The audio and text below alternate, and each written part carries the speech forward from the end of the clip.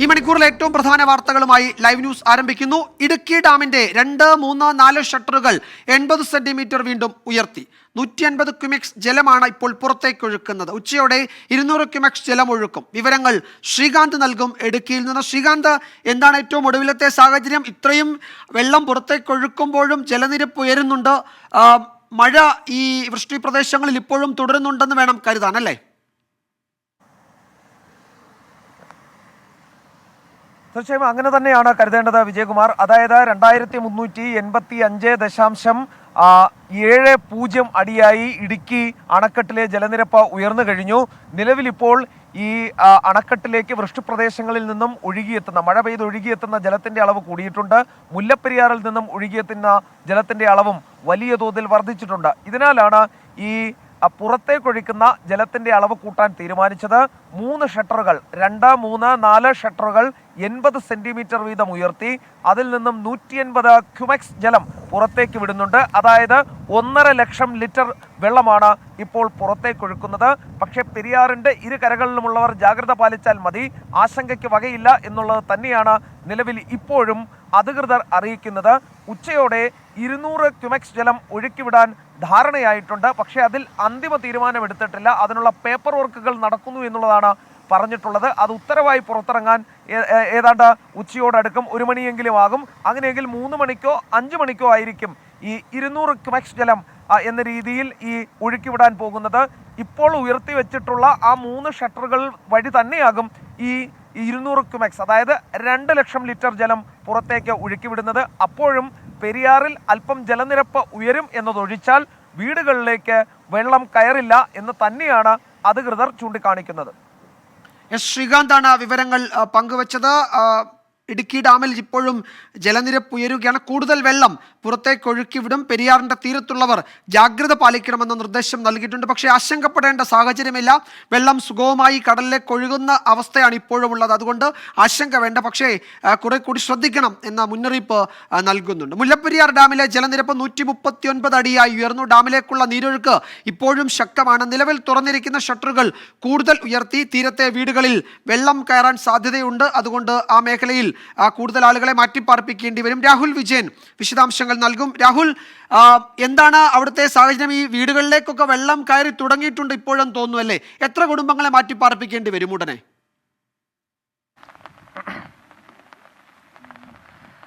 വിജയകുമാർ, വീടുകളിലേക്കൊക്കെ വെള്ളം കയറി തുടങ്ങിയിട്ടുണ്ട്. പെരിയാറിൽ ജലനിരപ്പ് ക്രമാതീതമായി ഉയരുന്ന ഒരു സാഹചര്യമാണ് നമുക്ക് കാണുന്നത്. പല ആളുകളും വീട്ടിൽ നിന്ന് മാറി താമസിക്കുന്നതിന് വേണ്ടി ക്യാമ്പുകളിലേക്കും മറ്റ് സുരക്ഷിത സ്ഥാനങ്ങളിലേക്കൊക്കെ മാറുന്നതിന് വേണ്ടി വീടുകളിൽ നിന്ന് ഇറങ്ങിയിട്ടുണ്ട്. എന്തായാലും ആശങ്കപ്പെടേണ്ട ഒരു സാഹചര്യത്തിലേക്ക് കാര്യങ്ങൾ എത്തുന്നു എന്നുള്ളത് തന്നെയാണ് ഇപ്പോൾ ഈ മുല്ലപ്പെരിയാറിന്റെ കാര്യത്തിൽ മനസ്സിലാക്കാൻ കഴിയുന്നത്. എന്തായാലും 179 കുടുംബങ്ങളെ ആദ്യഘട്ടത്തിൽ ഈ ജലനിരപ്പ് കൂടുതലായി ഉയർന്നാൽ ബാധിക്കുമെന്നുള്ളതാണ് മനസ്സിലാക്കുന്നത്. മാത്രമല്ല 300ഓളം കുടുംബങ്ങൾ മൊത്തത്തിൽ ഈ പെരിയാറിന്റെ തീരത്ത് ഈ മുല്ലപ്പെരിയാർ അണക്കെട്ടിൽ നിന്ന് വെള്ളം തുറന്നു വിട്ടാൽ, അധിക ജലം ഒഴുക്കി വിട്ടാൽ ബാധിക്കുന്ന കുടുംബങ്ങളുണ്ട്. ഇവർക്കെല്ലാം നോട്ടീസ് നൽകി മാറി താമസിക്കണമെന്നുള്ള നിർദ്ദേശവും കൃത്യമായിട്ടും നൽകിയിട്ടുണ്ട്. അടിയന്തര സാഹചര്യം ഉണ്ടായാൽ നിലവിലിപ്പോൾ മുല്ലപ്പെരിയാർ അണക്കെട്ടിലെ ജലനിരപ്പ് 139.15 അടിയിലേക്ക് ഉയർന്നിട്ടുണ്ട്. ഡാമിലേക്കുള്ള നീരൊഴുക്ക് അതിശക്തമായി തന്നെ തുടരുകയാണ്. 14,000ഓളം ഖനയടി വെള്ളം ഡാമിലേക്ക് ഒഴുകിയെത്തുകയാണ്. 5,300ഓളം ഖനയടി വെള്ളം ഏകദേശം ഒരു സെക്കൻഡിൽ പുറത്തേക്ക് ഒഴുക്കുന്നു, പെരിയാറിലേക്ക് ഒഴുക്കുന്നു. വരും മണിക്കൂറുകളിലും ജലനിരപ്പ് ഉയരുകയാണെങ്കിൽ, ക്രമാതീതമായി ഉയരുകയാണെങ്കിൽ കൂടുതൽ വെള്ളം പുറത്തേക്ക് ഒഴുക്കാനുള്ളൊരു നടപടി തമിഴ്നാട് സ്വീകരിച്ചേക്കും. അതുമായി ബന്ധപ്പെട്ടുള്ള മുന്നറിയിപ്പുകളും നൽകുമെന്ന് തന്നെയാണ് നമുക്ക് പ്രതീക്ഷിക്കാൻ കഴിയുന്നത്. എന്തായാലും പെരിയാർ തീരത്ത് ആശങ്ക ഉയരുകയാണ്. വീടുകളിലൊക്കെ വെള്ളം കയറി തുടങ്ങിയിട്ടുണ്ട്. ഇത് ജനങ്ങളെ സംബന്ധിച്ചിടത്തോളം വലിയ ബുദ്ധിമുട്ടാകും. എന്തായാലും ഇവർക്ക് ജില്ലാ ഭരണകൂടം കൃത്യമായിട്ടുള്ള മുന്നൊരുക്കങ്ങൾ നടത്തിയിട്ടുണ്ട്. ക്യാമ്പുകളടക്കമുള്ള കാര്യങ്ങൾ സജ്ജീകരിച്ചിട്ടുണ്ട് എന്നുള്ളതാണ് മനസ്സിലാക്കാൻ കഴിയുന്നത്. വിജയകുമാർ. യെസ്, രാഹുൽ വിജയനാണ് വിവരങ്ങൾ നൽകിയത്. ഇപ്പോഴും കനത്ത മഴ പെയ്യുന്നുണ്ട്, നന്നായി കാറ്റും അടിക്കുന്നുണ്ട് ആ മേഖലകളിൽ. ഒരുപക്ഷെ നമുക്ക് ദൃശ്യങ്ങളിൽ കാണാൻ കഴിയും. തീരത്തെ വീടുകളിലേക്ക് വെള്ളം കയറാനുള്ള സാധ്യത ഉള്ളത് കൊണ്ട് അവരോട് സുരക്ഷിത സ്ഥലങ്ങളിലേക്ക് മാറണം, ക്യാമ്പുകളിലേക്ക് മാറണമെന്ന് ആവശ്യപ്പെട്ടിട്ടുണ്ട്. 10 ഷട്ടറുകൾ തുറന്നു വെച്ചിട്ടും മുല്ലപ്പെരിയാറിൽ നീരൊഴുക്ക് ശക്തമാണ്. ജലനിരപ്പ് ഉയരുകയും ചെയ്യുന്നുണ്ട്. ഇപ്പോൾ 139ലേക്ക് ജലനിരപ്പ് ഉയർന്നു. അതുകൊണ്ട് കൂടുതൽ വെള്ളം തുറന്നു വിടാനുള്ള സാധ്യതയുണ്ട്. അതുകൊണ്ടാണ് തീരത്ത് ജാഗ്രത നിർദ്ദേശം നൽകിയിരിക്കുന്നത്. നമുക്ക് കോഴിക്കോട് കക്കയം ഡാമിലും ഓറഞ്ച് അലർട്ട് പ്രഖ്യാപിച്ചിട്ടുണ്ട്. 756.50 മീറ്ററിൽ എത്തിയതോടെയാണ് ഓറഞ്ച് അലർട്ട് പ്രഖ്യാപിച്ചത്. ഡാമിലെ അധിക ജലം താഴേക്ക് ഒഴുക്കിവിടുന്ന നടപടികളുടെ ഭാഗമായി രണ്ടാം ഘട്ട മുന്നറിയിപ്പ് ഇപ്പോൾ നൽകി. കുറ്റ്യാടി പുഴയുടെ ഇരുകരകളിലും താമസിക്കുന്നവർ ജാഗ്രത പാലിക്കണം എന്ന് ആവശ്യപ്പെട്ടിട്ടുണ്ട്. നമുക്ക് ആ വാർത്തയുടെ വിശദാംശങ്ങളിലേക്ക് വരാം. ഇപ്പോൾ ഒരു പ്രധാന വിവരം വരുന്നുണ്ട്. ഓർഡിനൻസ് വിഷയത്തിൽ ഗവർണറെ അനുനയിപ്പിക്കാൻ സർക്കാർ നീക്കം തുടങ്ങി. ഒക്ടോബറിൽ പ്രത്യേക സഭാ സമ്മേളനം ചേർന്ന് നിയമനിർമ്മാണം പൂർത്തിയാക്കുമെന്ന് ചീഫ് സെക്രട്ടറി ഗവർണറെ അറിയിച്ചു. നിയമനിർമ്മാണം നടത്താതെ ഓർഡിനൻസുകൾ നിരന്തരം പുതുക്കുന്നതിൽ ഗവർണർ അതൃപ്തി അറിയിച്ചിരുന്നു. ഏറ്റവും പുതിയ വിവരങ്ങൾ അല്ലമീൻ നൽകും തിരുവനന്തപുരത്ത്. നമീൻ, എന്തൊക്കെയാണ് വിവരങ്ങൾ? ഈ ഓർഡിനൻസുകളുടെ കാര്യത്തിൽ ഒരു അന്തിമ തീരുമാനം എടുക്കേണ്ട സമയമായിട്ടുണ്ട്. അതിൽ ഒരു തീരുമാനം ഗവർണർ ഇതുവരെയും കൈക്കൊള്ളുന്നില്ല. എന്നാൽ അനുനയത്തിന് അദ്ദേഹം തയ്യാറായിട്ടുമില്ല. ഈ നിർദ്ദേശം, ഈ മുന്നോട്ട് വച്ച നിർദ്ദേശത്തോട് ഗവർണർ എങ്ങനെ പ്രതികരിച്ചു എന്നതിന് എന്തെങ്കിലും വിവരങ്ങൾ ഈ ഘട്ടത്തിൽ ലഭ്യമാണോ? വിജയകുമാർ, ഇന്ന് കാലാവധി തീരുന്ന 11 ഓർഡിനൻസുകളിൽ ഒപ്പിടാതെ ഇരിക്കുന്നതിന് രാജ്ഭവൻ ചൂണ്ടിക്കാട്ടിയ കാരണം നിരന്തരമായി ഈ ഓർഡിനൻസുകൾ നിയമനിർമ്മാണം നടത്താതെ ഓർഡിനൻസുകൾ നിരന്തരം പുതുക്കുന്നു എന്നുള്ളതാണ് ഗവർണർ അതൃപ്തിയായി ചൂണ്ടിക്കാണിച്ചതും അക്കാരണമാണ് ഒപ്പിടാത്തതിന് കാരണമായി രാജ്ഭവൻ ചൂണ്ടിക്കാണിച്ചതും. അതിലാണ് ഇപ്പോൾ സർക്കാർ ഗവർണർക്ക് ഉറപ്പ് നൽകിയിരിക്കുന്നത്. അടുത്ത ഒക്ടോബറിൽ ചേരുന്ന പ്രത്യേക സഭാ സമ്മേളനം ഓർഡിനൻസുകൾ നിയമം നിർമ്മാണം നടത്താമെന്നുള്ളൊരു ഉറപ്പാണ് നടത്തിയിരിക്കുന്നത്. ഇനി ഓർഡിനൻസുകൾ പുതുക്കുന്ന ഒരു സാഹചര്യം ഉണ്ടാകില്ല എന്നുള്ളതാണ് ചീഫ് സെക്രട്ടറി ഗവർണർക്ക് നൽകിയിരിക്കുന്ന ഉറപ്പ്. പക്ഷേ അക്കാര്യത്തിൽ ഒരു അനുകൂല നിലപാട് ഇതുവരെയും ഗവർണർ വ്യക്തമാക്കിയിട്ടില്ല. പ്രധാനമായും ഈ ഒരു കാരണം ഉൾപ്പെടെ 3 കാരണങ്ങളാണ് ഗവർണറുടെ അതൃപ്തിക്കും ഗവർണറെ ചൊടിപ്പിച്ചതിനും പ്രധാനപ്പെട്ട കാരണം. ഒന്ന്, ഞാൻ ഈ സൂചിപ്പിച്ചതുപോലെ നിരന്തരം പുതുക്കുന്നു എന്നുള്ളതാണ്. മറ്റൊന്ന്, ഈ ഓർഡിനൻസുകൾ പുതുക്കേണ്ട സാഹചര്യം എന്താണ് എന്നുള്ളത് വകുപ്പ് മന്ത്രിമാർ നേരിട്ട് ഗവർണറെ ബോധ്യപ്പെടുത്തണം എന്നൊരു നിർദ്ദേശം നേരത്തെ തന്നെ അദ്ദേഹം മുഖ്യമന്ത്രിയെ അറിയിച്ചിരുന്നു. പക്ഷേ ഈ നിലവിൽ പുതുക്കുന്ന ഓർഡിനൻസുകളുടെ കാര്യത്തിലൊന്നും അത്തരമൊരു നടപടി സർക്കാർ സ്വീകരിച്ചിട്ടില്ല. അതും ഗവർണറെ ചൊടിപ്പിച്ചിട്ടുണ്ട്. ഏറ്റവും പ്രധാനം, സർവകലാശാല VC നിയമനവുമായി ബന്ധപ്പെട്ട് ഗവർണറുടെ അധികാരത്തിൽ കൈകടത്താനുള്ള സർക്കാർ നീക്കം, അത്തരമൊരു ഓർഡിനൻസ് സർക്കാരിന്റെ പരിഗണനയിലായിരുന്നു. ഇതും ഗവർണറെ ചൊടിപ്പിച്ചിട്ടുണ്ട്. ഇക്കാര്യത്തിൽ പക്ഷേ എന്ത് നിലപാട് സർക്കാർ സ്വീകരിക്കും, സർക്കാരിന്റെ മറുപടിയിൽ എന്ത് നിലപാട് ഗവർണർ സ്വീകരിക്കും എന്നുള്ളത് ഏറെ നിർണായകമാണ്. ഏതായാലും സർക്കാർ ആ വാർത്തയിലേക്ക് വരാം. ഗവർണർ അല്പസമയത്തിനകം മാധ്യമങ്ങളെ കാണുകയും ചെയ്യുന്നുണ്ട്. നമുക്ക് അതിന്റെ വിശദാംശങ്ങൾ ആ ഘട്ടത്തിൽ പരിശോധിക്കാം. ഇപ്പോൾ നമ്മൾ ആലുവയിലേക്ക് പോവുകയാണ്. അവിടെ യൂത്ത് കോൺഗ്രസ് പ്രവർത്തകർ തകർന്ന റോഡിലെ കുഴി വിഷയത്തിൽ പ്രതിഷേധവുമായി രംഗത്തുണ്ട്. അവർ PWD ഓഫീസിന്റെ മതിൽ ചാടി അകത്ത് കയറിയിട്ടുണ്ട്. പ്രവർത്തകരും പോലീസും തമ്മിൽ ഉന്തും തള്ളുമുണ്ടായി. അൻവർ സാദത്ത് MLA നേതൃത്വത്തിലാണ് പ്രതിഷേധം. തത്സമയ ദൃശ്യങ്ങളിലേക്ക്. അപ്പൊ അതുകൊണ്ട് പോലീസ് അധികാരികൾ, ചില പോലീസ് ഉദ്യോഗസ്ഥന്മാർ പ്രവർത്തകരെ പ്രകോപിപ്പിക്കുന്ന സമീപനം എടുത്തു. അത് ഒരിക്കലും നമുക്ക് അംഗീകരിക്കാൻ സാധിക്കില്ല. അതിനവിടെ ശക്തമായ പ്രതിഷേധം തന്നെ പറയുന്നു. ഈ കുഴികൾ അടച്ചില്ലെങ്കിൽ ഈ പ്രതിഷേധവുമായി ശക്തമായി തന്നെ മുന്നോട്ട് പോകും. അതിന് മുന്നിൽ തന്നെ ഞാനുണ്ടാവും, യാതൊരു സംശയവുമില്ല. നമുക്ക് ഇവിടുന്ന് പിരിയാം കേട്ടോ.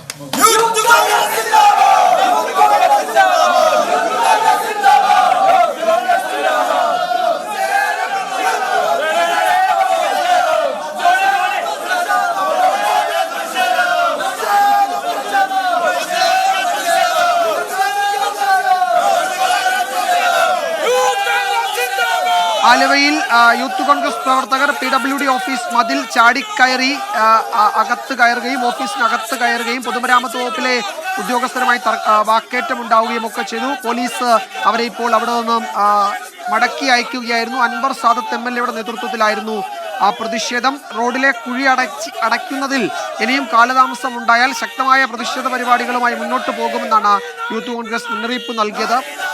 VG വിനീത വിവരങ്ങൾ നൽകും ആലുവയിൽ നിന്ന്. വിനീത, എന്താണ് ഈ പ്രതിഷേധം അവസാനിപ്പിക്കുകയാണോ? എന്താണ് അവിടെ സംഭവിച്ചത് അല്പസമയം മുമ്പ്? വിജയകുമാർ, ഈ റോഡിലെ കുഴികൾ മൂടണമെന്ന് ആവശ്യപ്പെട്ടുകൊണ്ട് രാവിലെയോടുകൂടിയാണ് യൂത്ത് കോൺഗ്രസ് പ്രവർത്തകരുടെ പ്രതിഷേധം നടന്നിട്ടുണ്ടായിരുന്നത്. MLA അൻവർ സാദത്തിന്റെ നേതൃത്വത്തിലായിരുന്നു പ്രതിഷേധം നടന്നത്.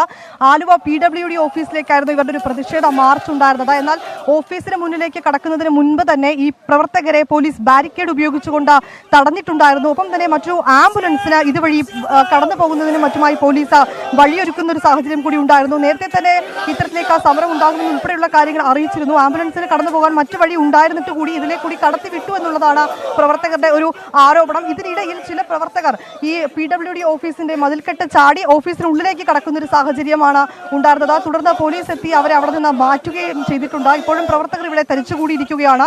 ഇടയ്ക്ക് പ്രവർത്തകരും പോലീസും തമ്മിൽ ഒരു നേരിയ തോതിൽ ഒരു ഉന്തും തള്ളും ഉണ്ടാകുന്ന ഒരു സാഹചര്യം കൂടി ഉണ്ടായിട്ടുണ്ട്. ഇപ്പോൾ കൂടുതൽ പോലീസുകാരെ ഇവിടേക്ക് എത്തിച്ചിട്ടുണ്ട്. ശക്തമായിട്ടുള്ള ഒരു പ്രതിഷേധം ഉണ്ടാകുമെന്ന് തന്നെയാണ് യൂത്ത് കോൺഗ്രസ്സുകാരും പറയുന്നത്. പോലീസിന്റെ ഭാഗത്തു നിന്ന് ഉണ്ടാകുന്ന ചില സമീപനങ്ങൾ, അതായത് സമരം തകർക്കുന്നതിനും മറ്റുമുള്ള ഇടപെടലുകളാണ് നടത്തുന്ന ഒരു ആരോപണം കൂടി അവർ ഉന്നയിക്കുന്നുണ്ട്. ഇപ്പോഴും പോലീസും പ്രവർത്തകരും തമ്മിൽ നേരിയ തോതിൽ ഒരു ഉന്തും തള്ളും ഉണ്ടായിട്ടുണ്ട്. ശക്തമായിട്ടുള്ള ഒരു പ്രതിഷേധം ഇനിയും ഈ കാര്യത്തിൽ ഉണ്ടാകുമെന്ന് തന്നെയാണ് ഇവർ പറയുന്നത്. ഇപ്പോൾ പ്രവർത്തകർ ബാരിക്കേഡിന് മുകളിൽ കയറി നിന്നുകൊണ്ട് പ്രതിഷേധിക്കുന്ന ദൃശ്യങ്ങളാണ് നമുക്ക് കാണാൻ കഴിയുന്നത്. പോലീസിനെതിരെ അവർ മുദ്രാവാക്യം വിളിക്കുന്നുണ്ട്. പോലീസും പ്രവർത്തകരും തമ്മിൽ ഉന്തും തള്ളും ഉണ്ടായിരുന്നു. തുടർന്ന് ചില പ്രവർത്തകർ ഈ മതിൽക്കെട്ട് ചാടി അകത്തേക്ക് കടന്നിരുന്നു. അവരെ ഇപ്പോൾ പുറത്തേക്ക് ഇറക്കിയിട്ടുണ്ട്. ഇറക്കിയ ആ പ്രവർത്തകർ ഇപ്പോൾ ഈ ബാരിക്കേഡിന് മുകളിൽ നിന്നുകൊണ്ട് അവർ മുദ്രാവാക്യം വിളിക്കുകയാണ്.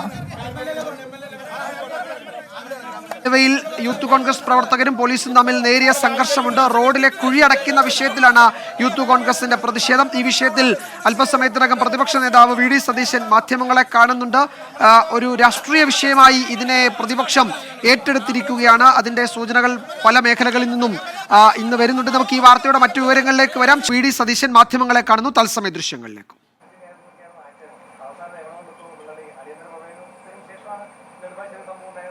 ആണ് ഞാൻ പറഞ്ഞല്ലോ, നമ്മൾ ചുറ്റും നോക്കണ്ടേ, ആളുകൾ സംസാരിക്കുന്നത് നോക്കണം, മാധ്യമങ്ങൾ റിപ്പോർട്ട് ചെയ്യുന്നത് നോക്കണം. ഒരു കാലത്തും റിപ്പോർട്ട് ചെയ്യാത്ത തരത്തിലുള്ള റോഡിലെ കുഴികളാണ് ഈ പ്രാവശ്യം എല്ലാ മാധ്യമങ്ങളും റിപ്പോർട്ട് ചെയ്തത്.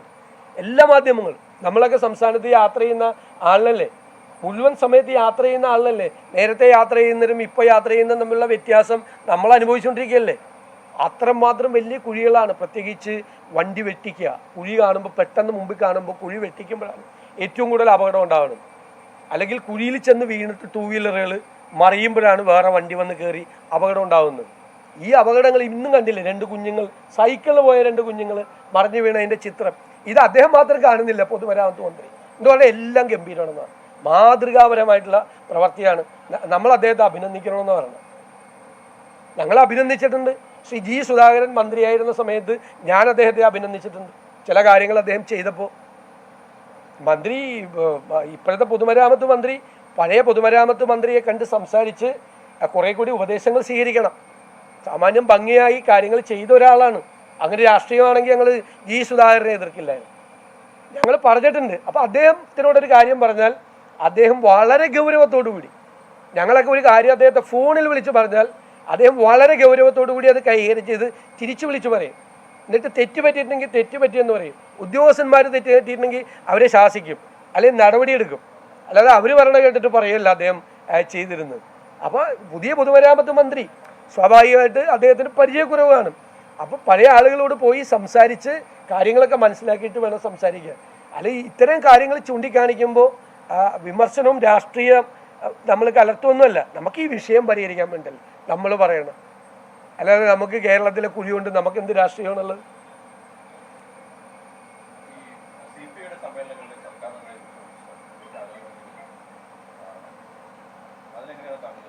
അല്ല, അത് അവരുടെ ഇടതുപക്ഷ മുന്നണിയിൽ പോലും ഞങ്ങൾ പറഞ്ഞല്ലോ, ഞങ്ങളെ ചിന്തൻ ശിബിറിലെ വിലയിരുത്തൽ എന്താണ്? ഇടതുപക്ഷ ജനാധിപത്യ മുന്നണി സർക്കാരിൻ്റെ ഇടതുപക്ഷ മുഖം നഷ്ടപ്പെട്ടിട്ടുണ്ട് അല്ലേ. അതിൽ ഇടതു കക്ഷികൾ, കമ്മ്യൂണിസ്റ്റ് കക്ഷികൾ പോലും, ഇടതു സ്വഭാവമുള്ള കക്ഷികൾ പോലും അസംതൃപ്തരാണ് എന്ന വാചകമാണ് ഞങ്ങളെന്ന് പറഞ്ഞു ഇല്ലേ? ശരിയല്ലേ? ഇപ്പം ചിന്ത ശിവരിലെ വാചകങ്ങൾ, രാഷ്ട്രീയ പ്രമേയത്തിലെ കോഴിക്കോട് ഡിക്ലറേഷനിലെ വാചകങ്ങൾ ഇതായിരുന്നു. ഇടതുമുഖം നഷ്ടപ്പെട്ടു. അതുകൊണ്ട് ഇടതുപക്ഷ സ്വഭാവമുള്ള കക്ഷികൾ പോലും അസംതൃപ്തരാണ്. അതാണ് CPIയുടെ സമ്മേളനങ്ങളിൽ നിന്നും വിവിധ ജില്ലകളിൽ നിന്നും വരുന്ന കാര്യങ്ങൾ. ആരോഗ്യമന്ത്രിയെ ചെയ്ത കാര്യങ്ങളെക്കുറിച്ച് ഞങ്ങളും പരാതി പറഞ്ഞിട്ടുണ്ട്. അതേ പരാതികൾ തന്നെയാണ് അവർ ഉന്നയിക്കുന്നത്. ശരിയായ കാര്യങ്ങൾ, പ്രതിപക്ഷം നേരത്തെ ചൂണ്ടിക്കാണിച്ച കാര്യങ്ങൾ തന്നെയാണ് CPIയുടെ സമ്മേളനത്തിൽ വരുന്നത്.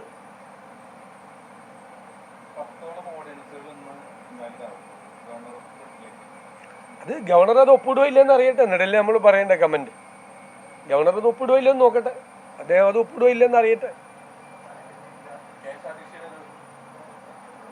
KSRTC ഞങ്ങൾ പറഞ്ഞല്ലോ, KSRTCയെ അടച്ചുപൂട്ടാൻ വേണ്ടി സർക്കാർ തീരുമാനിച്ചിരിക്കുകയാണ്. അതിനെ അതിൻ്റെ സ്വാഭാവിക മരണത്തിന് വിട്ടുകൊടുത്തിരിക്കുകയാണ്. ഇതാണ് ഞങ്ങൾ നിയമസഭയിൽ പറഞ്ഞ വാചകം. ഞാൻ പറഞ്ഞ വാചകം അതാണ്. ശരിയല്ലേ? ലാഭത്തിലുള്ള സർവീസുകൾ മുഴുവനും കൂടി സ്വിഫ്റ്റ് എന്നുള്ളൊരു കമ്പനി ഉണ്ടാക്കി അതിലേക്ക് മാറ്റി. അപ്പോൾ ഞങ്ങൾ പറഞ്ഞു ബാക്കിയുള്ള KSRTC അതിൻ്റെ നഷ്ടം 5 ഇരട്ടിയായിട്ട് വർദ്ധിക്കും. KSRTC കൊണ്ടുപോകാൻ പറ്റില്ല. സംസ്ഥാനത്തെ തകർന്ന റോഡുകളിലെ അറ്റകുറ്റപ്പണികളുടെ കാര്യത്തിൽ നേരത്തെ പ്രതിപക്ഷ നേതാവ് ചില നിലപാടുകൾ മുന്നോട്ട് വച്ചിരുന്നു. അതിൽ അദ്ദേഹം ഉറച്ചു നിൽക്കുകയാണ്. മുൻ പൊതുമരാമത്ത് വകുപ്പ് മന്ത്രിയിൽ നിന്ന് ചില കാര്യങ്ങൾ ഇപ്പോഴത്തെ മന്ത്രി പഠിക്കണം എന്നാണ് പ്രതിപക്ഷ നേതാവ് ആവശ്യപ്പെടുന്നത്. ഇക്കാര്യത്തിൽ രാഷ്ട്രീയമില്ല, അതിൽ ചില പ്രശ്നങ്ങൾ മുന്നോട്ട് വയ്ക്കുകയാണ് ചെയ്തത്. അതിൽ ഉറച്ചു നിൽക്കുകയാണ് പ്രതിപക്ഷം എന്നാണ് VD സതീശൻ അറിയിച്ചത്. ഇന്ന് സംസ്ഥാനത്ത് പ്രതിപക്ഷ പാർട്ടികൾ പലയിടത്തും ഈ വിഷയത്തിൽ പ്രതിഷേധ പരിപാടികളും സംഘടിപ്പിച്ചിട്ടുണ്ട്. അതിനിടയിലാണ് സംസ്ഥാന സർക്കാരിനെ കടന്നാക്രമിച്ച് പ്രതിപക്ഷ നേതാവ് ഇപ്പോൾ മാധ്യമങ്ങളെ കാണുകയും ചെയ്തത്.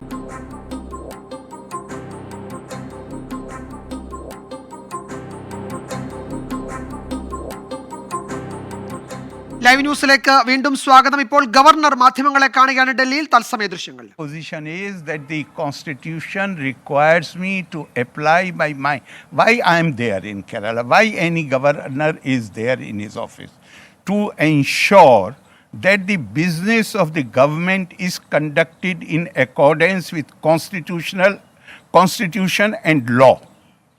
And if I am not going to behave in a manner which is in accordance with the spirit of the Constitution, how can I expect others? Spirit of the Constitution is that in a democracy, no government can rule for longer period. Certain emergency is there. Just let me complete. Emergency is there. You can bring an ordinance. Then the session of the assembly comes. You must get it ratified. It can't happen that you continue repromulgation, and even that is possible, but I should have time to look into it. So, promulgating the ordinances kind of frequently is not advisable, according to you. I'm nobody, and I'm not going to impose my will or my views on anybody. I do not know what your view is, whether in a democracy, why the House is there if you are going to rule through ordinance? I'm asking you. So why you say according to you? No, ordinances are meant for Supreme Court has passed strictures against repromulgation and repromulgation of ordinances. There has been a famous case in the Supreme. Why the assemblies are elected if you are going to rule through ordinance? But that is not the question today. Today the question is that I suddenly receive a notice to attend the Azadi Ka Amrit Mahotsav National Committee. That day I receive, I do not know, 11 or 12 or 13 or 14. It is not humanly possible to go through all the ordinances and come to your conclusion, apply your mind and come to the conclusion. And I have earlier said that don't expect me that I will do anything without applying my mind. So did Chief Secretary meet you yesterday, or did any clarification given? They keep meeting me regularly. What is important? Did you communicate any clarification about the displeasure on this matter? There is no displeasure. I need time to consider anything and everything which comes from the government. With unthinking mind, I cannot sign anything. So anyway, it is an unusual situation in the state due to this. So what is the solution for that? I'm bringing everything in accordance with the spirit, the constitutional provisions, legal provisions, and the spirit of Constitution. Give me enough time. Why all these, so many ordinances should come on one day? To hurry it up? I am not going to hurry it up. So you think that the government... And proper explanation should be there. So will you seek explanation from the government? It is not for me. Whatever is with me, I will apply my mind and will decide whether I will sign or not sign. It is not for me. It is for the government to decide. So whether you communicated your mind, your I will communicate when I have time, when I have time to go through the files. I did not have the time to go through files. So from the government side, they said that the last assembly session is meant for discussing the budget session. So they couldn't. They have not. They might have shared the information with you. Are you very close to the government? They have not shared this information with me. Why I should receive it from you? Are you a spokesman of the government? the government As has the not government said informed that, No, they have told you because you are their confidant. They have not informed me. When they inform me, then I will take my view.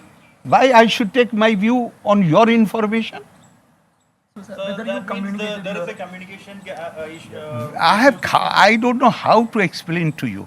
I have received an intimation from Delhi that I am supposed to attend a meeting of the Azadi Ka Amrit Mahotsav committee. I received this intimation today. Next day I have to come to Delhi. In the morning I received 13, 14 files. How do I go through them? Is it humanly possible? Can you go through them? I will send it to them. You go show me how and make a summary of every file. And I have made it clear right from day one, if I am not wrong. It is on record that I shall not do anything without applying my mind. Therefore, if you want me to do something, you should give me enough time to apply my mind. You should provide the explanation, if there is any, if I raise any query. So far, I have not been able, I had no time to go through the file. Where is a question of my raising any query? This I have told you at least 3-4 times. How long should you want me to repeat it? Sir, there is a provision for digital signature also. So But there is no provision for digital understanding. I need to understand the file. I need to apply my mind to the file. There is provision for digital signing. I do not dispute that. But digital cannot make you understand something which is on file. So you won't sign digitally. No, I have signed earlier digitally. There is no problem, provided I am able to go through the contents of the file. Then you communicated this yesterday with the Chief Secretary? No, they said not Chief Secretary. Already when I left, I told Secretary Raj Bhavan. In fact, I told him to write a letter from my side to Chief Secretary saying that as far as the ordinances are concerned, I have already made it clear. I did not say something new. I said this I have stated earlier and I have given instructions that what ordinance means?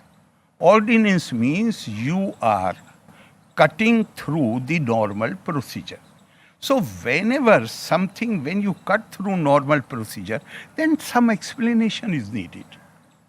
Why you are not going, and particularly, but it does not mean that the instrumentality of ordinance cannot be used. It can be used. You are faced with a contingency.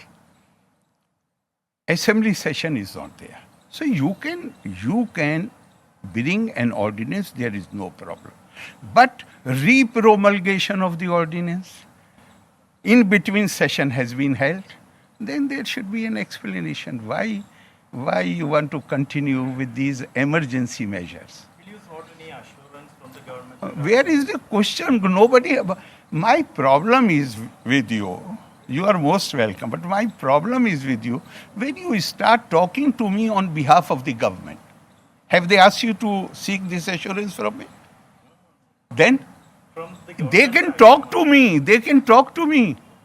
If they talk to me, maybe whatever comes to my mind, I will tell them. But you are saying this as if you are conveying the message of the government. This is not right. So you don't want any middleman in between you and government? Do you think that is desirable? No, not at all. You want? But Why you are asking me? when are you planning to going back to Kerala? No, I'm going. I have 2 programs in Maharashtra, tomorrow and day after tomorrow. And from there, I'm not even waiting. These people who are organizing the programs, they have promised. This is a big program. They give literature awards in Marathi. So I told them that you will have to arrange that I reach Bombay in time so that I catch the flight to Tiruvandrum. So I'm reaching day after tomorrow. Governor sir, the opposition party in Delhi, that means in national opposition party is also saying that, accusing that central government is also doing this ordinance Raj. They are not. I can't be answerable to what is happening in other places. My responsibility, I have taken oath not to imitate others. I have taken oath to exercise my independent judgment as far as the preservation, defense, and upholding of the Constitution is concerned. Yes, if Supreme Court gives some direction, I will take cognizance of that. I have not taken oath that I will imitate what is happening in Odisha or what is happening in that oath. I have not taken. I have taken oath to uphold, preserve, and defend. Yes, no way. There is a difference. There is difference. President is bound to sign the ordinance. Governor is not. So even the constitutional provisions are different. So if the government can return the ordinance without sign the ordinance, or I have, return to give to the I have many options. I can. Why I should discuss it? You go and read the Constitution. The options are given there. Why I should repeat them? Do you see any fight anywhere? Day before yesterday, I told you when you asked the question about constitution of the committee to select the Vice Chancellor of the Kerala government. Earlier, I had not done any such thing, but the law says 3 months before the end of the term. Earlier, I will, even if the law was being ignored, I will wait. Now, I am very thankful to Chief Minister because in his letter, he has assured me that there will be no interference in the functioning of the... Then only I resumed my duties as Chancellor. Otherwise, earlier, I thought, I do not know how the government will take. But Chief Minister has made it clear that it is Governor's prerogative. So I'm very thankful to him for having made the position clear. And that is why I have taken the decision. And maybe I'm going to take many more such decisions. That means there are any interference now? You did not hear properly what I'm saying. Can you explain to him? Yes, sir. I said now there is no interference. When there was interference, I had offered to give up my position as Chancellor. And Chief Minister wrote 3 letters. Somewhere at the end indicating government has also a role. I said, you take the full role. Then the 4th letter came without any if and but. Governor is the sole decision maker as far as the universities are concerned. So I'm very thankful to Chief Minister. Where is the question of fight? He has made the position abundantly clear that governor will take the decision. That is what law also says. But I, as courtesy to the government, I was not trying to take decisions which were without keeping them informed. But now that Chief Minister has made it clear, I'm taking my decisions. So I'm thankful to him. Where is the question of fight? Thank you. This is your greatness to deal these much questions. സർക്കാരിന്റെ അനുനയ നീക്കങ്ങൾക്ക് വഴങ്ങുന്നില്ല, അതിന് കൈ കൊടുക്കുന്നില്ല governor Arif Muhammad Khan. ഓർഡിനൻസുകളുടെ കാര്യത്തിൽ അദ്ദേഹം നേരത്തെ മുന്നോട്ട് വച്ച നിലപാടിൽ ഉറച്ചു നിൽക്കുകയാണ്. ഇതിന്റെ അടിയന്തര സ്വഭാവം എന്താണെന്ന് സംസ്ഥാന സർക്കാർ വിശദീകരിക്കണം. അതല്ലെങ്കിൽ അദ്ദേഹത്തിന് മൈൻഡ് അപ്ലൈ ചെയ്യാൻ, അത് വിശദമായി പരിശോധിക്കുന്നതിന് കൂടുതൽ സാവകാശം ആവശ്യമാണ്. ഭരണഘടനാപരമായി മാത്രമേ ഈ വിഷയത്തിൽ ഇടപെടൂ എന്നാണ് ഗവർണർ അറിയിച്ചിരിക്കുന്നത്. അക്കാര്യത്തിൽ സർക്കാർ ഏതെങ്കിലും പുതിയ വിശദീകരണം നൽകിയിട്ടില്ല. മാധ്യമപ്രവർത്തകർ സർക്കാരിൻ്റെ പ്രതിനിധികളായാണോ സംസാരിക്കുന്നതെന്ന് ഒരു ഘട്ടത്തിൽ അദ്ദേഹം ചോദിക്കുകയും ചെയ്തു. എന്തായാലും ആ വിഷയത്തിൽ ഗവർണർ അദ്ദേഹത്തിൻ്റെ നിലപാടിൽ ഉറച്ചു നിൽക്കുകയാണ്. സർക്കാരിന് അത് പ്രതിസന്ധി ഉണ്ടാക്കുമെന്ന കാര്യത്തിൽ സംശയമില്ല. ലൈവ് ന്യൂസിലേക്ക് വീണ്ടും സ്വാഗതം. അല്പസമയം മുമ്പാണ് ഗവർണർ ആരിഫ് മുഹമ്മദ് ഖാൻ ഡൽഹിയിൽ മാധ്യമങ്ങളെ കണ്ടത്. ഓർഡിനൻസ് വിഷയത്തിൽ സംസ്ഥാന സർക്കാരിൻ്റെ അനുനയ നീക്കങ്ങളോട് ഈ ഘട്ടത്തിൽ അനുകൂലമായല്ല ഗവർണർ പ്രതികരിക്കുന്നത്. കൂടുതൽ സാവകാശം ആവശ്യമാണ്, കൂടുതൽ വിശദീകരണം നൽകണം. എന്താണ് ഈ ഓർഡിനൻസുകളുടെ അടിയന്തര സ്വഭാവമെന്ന് സർക്കാർ വിശദീകരിച്ചിട്ടില്ല. ഭരണഘടനാപരമായി മാത്രമേ ഈ വിഷയത്തിൽ ഇടപെടൂ, അതിനപ്പുറം കീഴ്വഴക്കങ്ങൾ പോലും തനിക്ക് ബാധകമല്ലെന്ന് ഗവർണർ വ്യക്തമാക്കി കഴിഞ്ഞു. നേരിട്ടൊരു ഏറ്റുമുട്ടലിന് കളമൊരുങ്ങുന്നു എന്ന സൂചന ഈ പ്രതികരണത്തിലുണ്ട്. എന്തായിരിക്കും സർക്കാരിൻ്റെ അടുത്ത നീക്കം എന്നതും പ്രധാനമാണ്. ബൽറാം നെടുങ്ങാടി ഡൽഹിയിൽ നിന്ന് കൂടുതൽ വിവരങ്ങൾ നൽകും. ബൽറാം, ഗവർണർ വളരെ രൂക്ഷമായ പ്രതികരണം, അതായത് ഈ വിഷയത്തിൽ ഏതെങ്കിലും തരത്തിൽ ഒരു സമവായ നീക്കങ്ങളോട് അദ്ദേഹം അനുകൂലമായി പ്രതികരിക്കുന്നില്ല, സർക്കാരിന് കൈകൊടുക്കുന്നില്ല, നിലപാടിൽ ഉറച്ചു നിൽക്കുന്നു, മൈൻഡ് അപ്ലൈ ചെയ്യാൻ സമയം വേണം, ഇതാണ് അദ്ദേഹം ആവർത്തിച്ചു പറയുന്നത്, അല്ലേ? തീർച്ചയായും വിജയകുമാർ, സർക്കാരും ഗവർണറും തമ്മിൽ മറ്റൊരു പോർമുഖം കൂടി തുറന്നിരിക്കുന്നു എന്ന് തന്നെയാണ്. അതിൽ ഒട്ടും തന്നെ വിട്ടുവീഴ്ചയ്ക്ക് തയ്യാറല്ല താൻ എന്ന് വ്യക്തമാക്കുന്നതായിരുന്നു ഗവർണർ ആരിഫ് മുഹമ്മദ് ഖാന്റെ വാക്കുകൾ. അദ്ദേഹം ഈ ഓർഡിനൻസുകളിൽ ഒപ്പുവെക്കാത്തതിനെ തുടർന്നുണ്ടായ പ്രതിസന്ധിക്ക് രണ്ട് കാരണങ്ങളാണ് അദ്ദേഹം വിശദീകരിക്കുന്നത്. ഒന്ന്, മതിയായ സമയം ഇല്ല എന്നുള്ളതാണ്. മറ്റൊന്ന് എന്നുള്ളത് ഈ ഓർഡിനൻസ് രാജിലുള്ള തൻ്റെ അതൃപ്തിയാണ് അദ്ദേഹം ഈ ഒപ്പുവെക്കാതെ പ്രകടിപ്പിക്കുന്നത്. ഇതിൽ ഈ സമയത്തിൻ്റെ കാര്യത്തിൽ അദ്ദേഹം വിശദീകരിക്കുന്നത്, കേന്ദ്രത്തിൽ വിളിച്ച ഒരു നിർണായക യോഗം, ആസാദി കാ അമൃത് മഹോത്സവത്തിന്റെ യോഗത്തിൽ പങ്കെടുക്കുന്നതിനായി താൻ ഡൽഹിയിലേക്ക് വരുന്നതിന് തലേന്നാണ് 14 ഫയലുകൾ ഒന്നിച്ച് രാജ്ഭവനിൽ എത്തിച്ച് ഒപ്പുവെക്കാൻ അറിയിച്ചത്. ഇതൊരു സമ്മർദ്ദ തന്ത്രമായി അദ്ദേഹത്തിന് തോന്നിയിരിക്കുന്നു. ഈ ഒരു ഘട്ടത്തിലാണ് തനിക്ക് തൻ്റെ ഒരു ശൈലി എന്നുള്ളത് ഓരോ ഫയലും കൃത്യമായി പരിശോധിച്ച് തനിക്ക് ബോധ്യപ്പെട്ടാൽ മാത്രമേ ഒപ്പുവെക്കൂ എന്നുള്ളതാണ്. ആദ്യഘട്ടം മുതൽ ഗവർണറായി ചുമതലയേറ്റ ഘട്ടത്തിൽ തന്നെ താൻ അത് വ്യക്തമാക്കിയതാണ്. ആ കാര്യം മാത്രമാണ് താൻ അനുവർത്തിക്കാറുള്ളത്. ഇത്തരം ഫയലുകൾ, ഈ 14 ഫയലുകൾ പരിശോധിച്ച ശേഷം അതിൽ ഒപ്പുവെക്കണോ ഒപ്പുവെക്കേണ്ടയോ എന്ന് തീരുമാനിക്കുക ഇത്രയും ചുരുങ്ങിയ സമയത്തിൽ എന്നുള്ളത് മനുഷ്യ സാധ്യമല്ല. അതിന് മതിയായ സമയം ആവശ്യമാണ്. അതുകൊണ്ട് തന്നെ സമയമെടുത്ത് പരിശോധിച്ച് മാത്രമേ താൻ ഒപ്പുവെക്കണോ വേണ്ടയോ എന്ന കാര്യത്തിൽ തീരുമാനമെടുക്കൂ എന്ന് അദ്ദേഹം വ്യക്തമാക്കുന്നു. ഈ ഒപ്പുവെക്കുന്ന കാര്യത്തിൽ അദ്ദേഹം വിശദീകരിക്കുന്ന മറ്റൊരു കാര്യം എന്നുള്ളത്, ഈ ഭരണഘടനാപരമായി രാഷ്ട്രപതിക്ക് ഇത്തരത്തിൽ ഓർഡിനൻസുകളിൽ ഒപ്പുവെക്കേണ്ട സാഹചര്യങ്ങളുണ്ടാകാം. സമ്മർദ്ദം വരുന്ന ഘട്ടത്തിൽ വീണ്ടും അയക്കപ്പെട്ടാൽ ഒപ്പുവെക്കേണ്ട സാഹചര്യമുണ്ടാകാം. എന്നാൽ ഗവർണർ എന്ന നിലയിൽ തനിക്ക് അത്തരം സമ്മർദ്ദങ്ങളും അത്തരം ബാധ്യതകളും ഇല്ല എന്നുമാണ് അദ്ദേഹം വിശദീകരിക്കുന്നത്. അതോടൊപ്പം തന്നെയാണ് ഈ 2 നിയമസഭാ സമ്മേളനങ്ങളുടെ ഇടവേളകളിൽ ഓർഡിനൻസുകൾ വീണ്ടും പുതുക്കി ഇറക്കുക എന്നുള്ളത്. അത് ഇത്തരത്തിൽ ഒരു അടിയന്തര സ്വഭാവം എന്തുകൊണ്ട് വന്നു, അല്ലെങ്കിൽ സമ്മേളന കാലയളവിൽ ഇത് നിയമമാക്കി മാറ്റാൻ എന്തുകൊണ്ട് മുതിർന്നില്ല തുടങ്ങിയ കാര്യങ്ങൾ സംബന്ധിച്ച് തനിക്ക് ആവശ്യമായ വിശദീകരണം വേണം എന്നുള്ളതാണ് അദ്ദേഹത്തിന്റെ നിലപാട്. ഇതുമായി ബന്ധപ്പെട്ട സർക്കാരിൽ നിന്നും വ്യക്തത ലഭിക്കേണ്ടതുണ്ട്. എന്തായാലും താൻ ഡൽഹിയിലേക്ക് പുറപ്പെടുന്നതിന് മുമ്പായി രാജ്ഭവൻ സെക്രട്ടറിയോട് ഇക്കാര്യങ്ങൾ സർക്കാരാണ് നിലപാട് അറിയിക്കേണ്ടത്. അദ്ദേഹം പറയുന്നത് 14 ഫയലുകൾ ഒരുമിച്ച് രാജ്ഭവനിലേക്ക് അയക്കുകയും അടിയന്തര തീരുമാനം വേണമെന്ന് സർക്കാർ ആവശ്യപ്പെടുകയും ചെയ്തത് ഒരു തരത്തിൽ ഒരു സമ്മർദ്ദ നീക്കമാണ്. അതിന് വഴങ്ങാൻ കഴിയില്ല.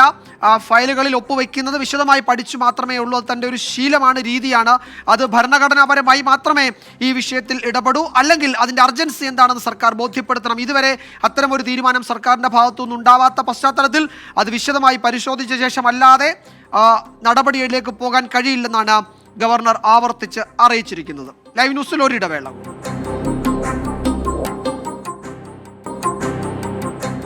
ഇടവേള കഴിഞ്ഞ് മടങ്ങി വരുമ്പോൾ ചില പ്രധാനപ്പെട്ട വിവരങ്ങൾ പങ്കുവയ്ക്കാനുണ്ട്. സംസ്ഥാനത്ത് ഇന്ന് ഒരിടത്തും അതിതീവ്ര മഴ മുന്നറിയിപ്പില്ല എന്നതാണ് അതിൽ പ്രധാനം. പക്ഷേ ഡാമുകളിലേക്കുള്ള നീരൊഴുക്ക് തുടരുന്നുണ്ട്. പീച്ചി ഡാമിൻ്റെ 4 ഷട്ടറുകൾ ഘട്ടം ഘട്ടമായി 5 സെൻറ്റിമീറ്റർ വരെ ഉയർത്തി, അത് 30 സെൻറ്റിമീറ്ററിലേക്ക് ഉയർത്തും. മണലിപ്പുഴയുടെ തീരത്തുള്ളവർ ജാഗ്രത പാലിക്കണമെന്ന നിർദ്ദേശം ഇപ്പോൾ വന്നിട്ടുണ്ട്. മുല്ലപ്പെരിയാറിലെ ജലനിരപ്പ് വീണ്ടും ഉയർന്നു. 139.20 വെള്ളം ഉയർന്നിട്ടുണ്ട് എന്നതാണ് മുല്ലപ്പെരിയാർ എന്നുള്ള ഏറ്റവും പുതിയ വിവരം. മറ്റൊരു പ്രധാനപ്പെട്ട വാർത്ത ഡൽഹിയിൽ നിന്നാണ്. വിവാദമായ ചർച്ചയായ ഇലക്ട്രിസിറ്റി ഭേദഗതി ബില്ല് ഇപ്പോൾ ലോക്സഭയിൽ അവതരിപ്പിച്ചിരിക്കുകയാണ്. കേന്ദ്രമന്ത്രി ആർ കെ സിംഗ് ആണ് ബില്ല് അവതരിപ്പിച്ചത്. ബില്ല് ജനതാൽപര്യത്തിന് വിരുദ്ധമെന്ന് പ്രതിപക്ഷ പാർട്ടികൾ പറഞ്ഞു. ബില്ല് അവതരണത്തെ പ്രതിപക്ഷം സഭയിൽ എതിർക്കുകയും ചെയ്യുന്നുണ്ട്. കേരളത്തിൽ ഈ വിഷയത്തിൽ KSEBയിലെ ജീവനക്കാരും ഓഫീസേഴ്സും സമരം നടത്തുകയാണ്. ഒരുമിച്ച് എതിർക്കണമെന്നാണ് വൈദ്യുതി മന്ത്രി അല്പസമയം മുമ്പ് പറഞ്ഞത്. ഈ വിഷയത്തിൽ ആ വിവാദ ബില്ലാണ് ഇപ്പോൾ ലോക്സഭയിൽ അവതരിപ്പിച്ചിരിക്കുന്നത്. ഇതോടെ ലൈവ് ന്യൂസ് അവസാനിക്കുകയാണ്.